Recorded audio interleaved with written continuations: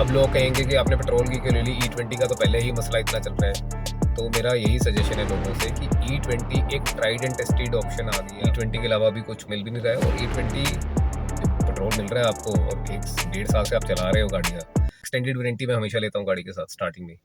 मेरे को ब्रेजा में एक्सटेंडेड वारंटी में बहुत काम आया, वो जो रबड़ पार्ट उसका लीक हुआ इंजन के नीचे से, वैसे उसमें 4500 पता नहीं 5000 का खर्चा आ रहा था, तो मेरा उसी में एक्सटेंडेड वारंटी पे कवर हो गया। और ये E20 के कारण तो और डर हो गया, तो एक्सटेंडेड वारंटी तो लेनी लेनी है।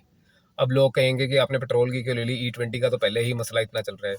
तो मेरा यही सजेशन है लोगों से कि E20 एक ट्राइड एंड टेस्टेड ऑप्शन आ गई है आपके पास। आपको पता है कि ये गाड़ी मार्केट में चल रही है E20 वाली, ठीक है। 1 साल 1.5 साल से E20 डाला जा रहा है, बट मुझे तो लग रहा है 2023 से ही E20 डल रहा है, जब से E20 की गाड़ियाँ आ गई है।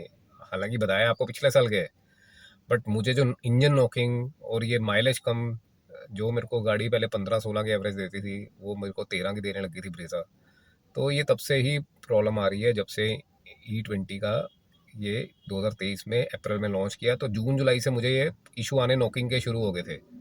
खास हाँ, तब मैं उस टाइम पे दिल्ली था, तो दिल्ली में पेट्रोल क्या पता वहाँ पे टेस्टिंग चल रही होगी, क्योंकि वहाँ के पेट्रोल पंप पे जब भी मैंने इंडियन ऑयल से डलवाया है तो गाड़ी ने तो दिक्कत ही दी है। और आज भी मुझे लग रहा है डीजल की जो एथनॉल ब्लेंडिंग है वो इंडियन ऑयल, क्योंकि सरकारी पंप पे ही वो टेस्टिंग करते हैं प्रॉपर, प्राइवेट को तो एकदम से नहीं देंगे टेस्टिंग का।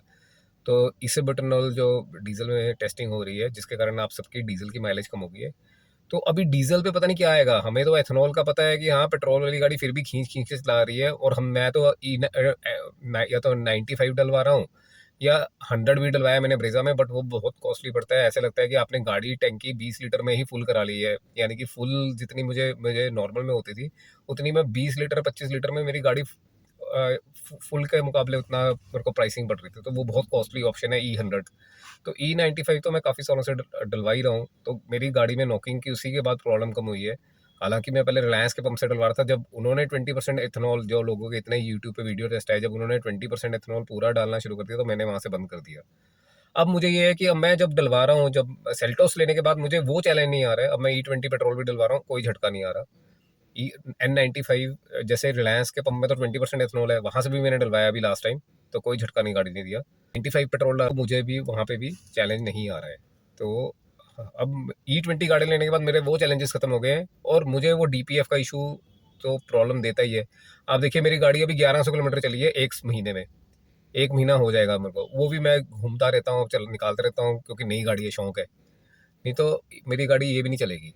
तो मेरी गाड़ी भी कम चलती है, DPF का कोई तुक बनता नहीं है। डीजल वाली गाड़ी का 1.5 लाख रुपए ऊपर से दूँ, ऊपर से किया हुंडई में जो फीडबैक मिल रहा है कि एक 20-30 के करीब DPF का फिल्टर पूरा चेंज करना पड़ता है, कैटालिटिक कन्वर्टर। तो उसकी कॉस्ट एक 30-140 की कॉस्ट आती है।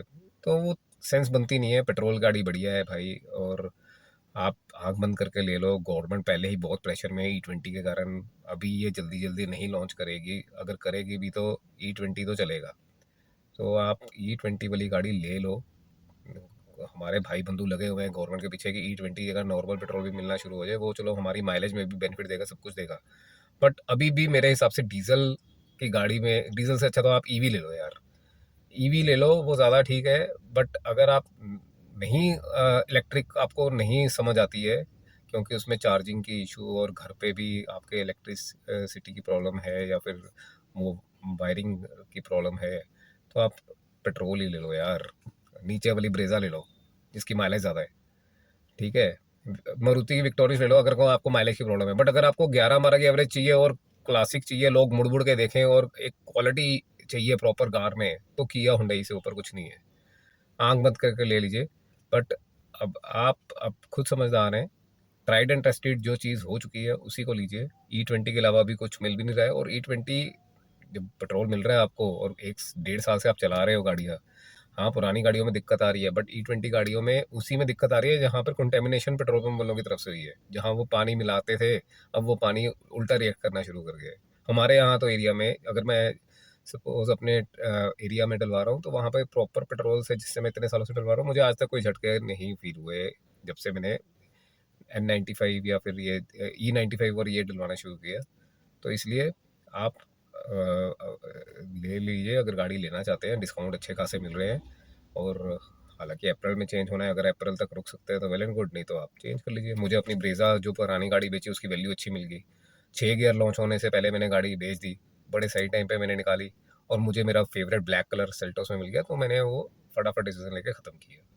सो ऐसे ही मैं अपने एक्सपीरियंसेस शेयर करता रहूँगा। सो बने रहिए मेरे चैनल के साथ, do like and subscribe my channel.